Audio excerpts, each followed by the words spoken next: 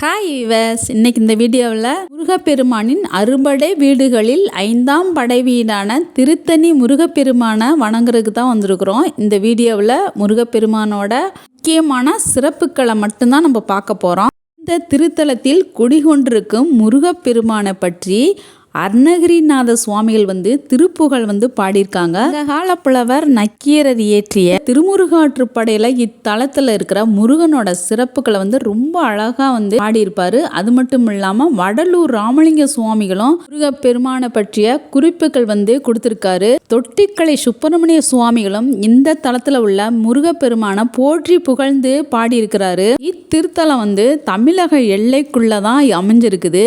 சென்னையிலிருந்து 84 kilometre தூரத்திலையும், அரக்கோணத்திலிருந்து 18 kilometre தூரத்திலையும், Tiruvallur மாவட்டத்திலலாம் இத்திருத்தலம் அமைந்துள்ளது. முருகப்பெருமான் அவருடைய தந்தையான சிவபெருமானிடம் ஞானவேல் பெற்ற சிறந்த ஒரு திருத்தலம். ஞானவேலை தந்தையிடம் பெற்ற முருகப்பெருமான் இத்திருத்தலத்துல ஞான சத்தியதரனா நமக்கு அருள் பாலிச்சிட்டு இருக்கிறாரு. அது மட்டும் இல்லாம அவருடைய கோபத்தை தனித்த ஒரு இடமாவும் இத்திருத்தலம் விளங்கிட்டு இருக்கு.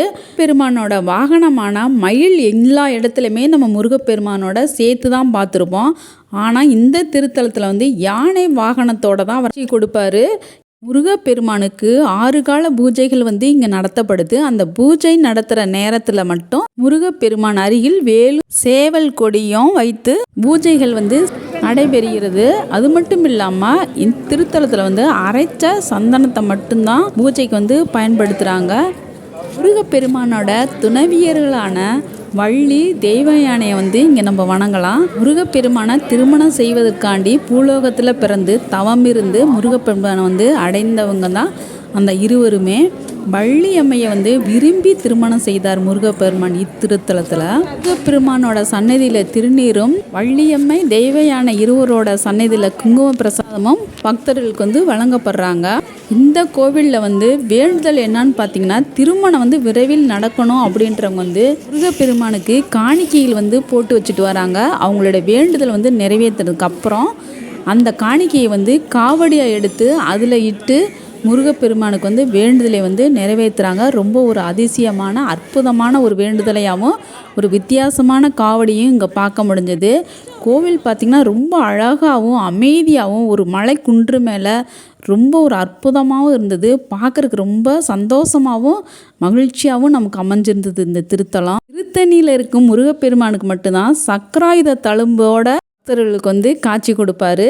அது மட்டும் இல்லாமல் வள்ளியை திருமணம் செய்த திருத்தலனால ரொம்ப சிறப்பு வாய்ந்த ஒரு தலமாக இந்த திருத்தணி முருகப்பெருமான் பக்தர்களுக்கு அருள் பாலிச்சிட்டு வேண்டிய வரத்தை அவர் கொடுத்துட்ருக்காரு. அதனால தான் இங்கே உள்ள கோயிலுக்கு நிறையா பக்தர்கள் அவங்கவுங்க வேண்டுதல் நிறைவேறினதுக்காண்டி வேண்டுதலை நிறைவேற்றிட்டு இருக்காங்க.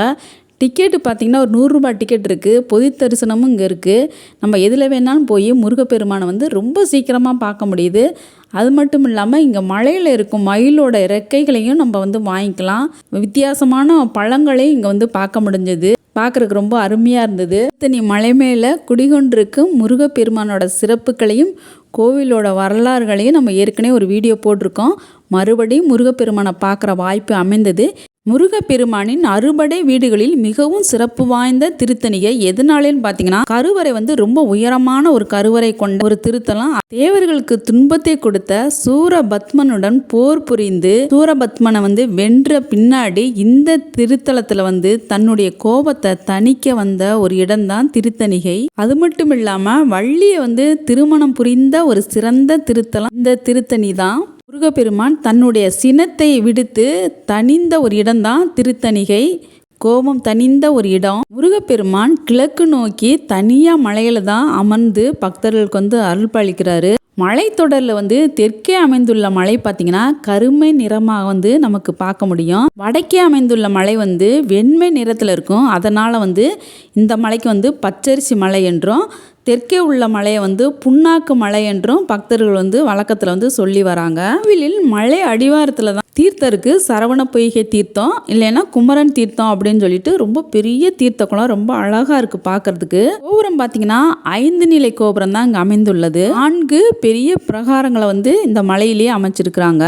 ஆலயத்தை வந்து சோழர்கள் காலத்துல தான் கிபி 9ஆம் நூற்றாண்டுல வந்து கோவிலில் வந்து கட்டியிருக்காங்க. அது மட்டும் இல்லாமல் ரொம்ப தொன்மை வாய்ந்த ஒரு திருத்தலம் தான் இந்த திருத்தணி. கோவிலோட சிறப்புகள் பார்த்தீங்கன்னா இங்கே வந்து சூரசம்காரம் வந்து நடத்தப்படுறது கிடையாது. எதனாலனா முருகனோட கோபம் தனிந்த இடனால சூரசம்கார நிகழ்வு வந்து இங்க நடக்கிறது இல்ல.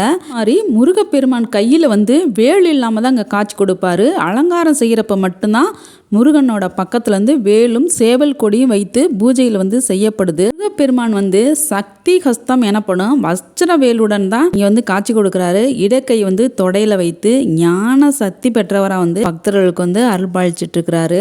நடை திறக்கும் டைம் பாத்தீங்கன்னா காலையில 5:40 மணி முதல் இரவு வந்து 9 மணி வரலுமே நட திறந்திருப்பாங்க. அறுபடை வீடுகளில் மிகவும் உயரமான கருவறை கொண்ட ஒரு சிறந்த திருத்தலம். சிறந்த மரங்களாலும் சோலைகளாலும் சூழப்பட்ட ஒரு அமைதியான பசுமை நிறைந்த ஒரு சிறந்த திருத்தலம். முருகப்பெருமானோட சிறப்பு வாய்ந்த ஒரு 5ஆம் படை வீடான திருத்தணிக்கு நீங்களும் போய் முருகப்பெருமானை வணங்கிட்டு உங்களுடைய வேண்டுதல் எல்லாமே நிறைவேற்றி கொடுக்குற இடம் தான் திருத்தணியில் அமைஞ்சிருக்கும் சுப்பிரமணிய சுவாமி. நீங்களும் திருத்தணி போயிருக்கீங்களா அப்படின்னு கமெண்ட்ஸில் சொல்லுங்கள். இந்த வீடியோ உங்களுக்கு பிடிச்சிருந்துச்சுன்னா வீடியோக்கு வந்து ஒரு லைக் பண்ணிவிட்டு மற்றவங்களுக்கும் ஷேர் பண்ணி விடுங்க. அடுத்த ஒரு சூப்பரான வீடியோவில் உங்களை பார்க்குறேன். பாய் பாய்.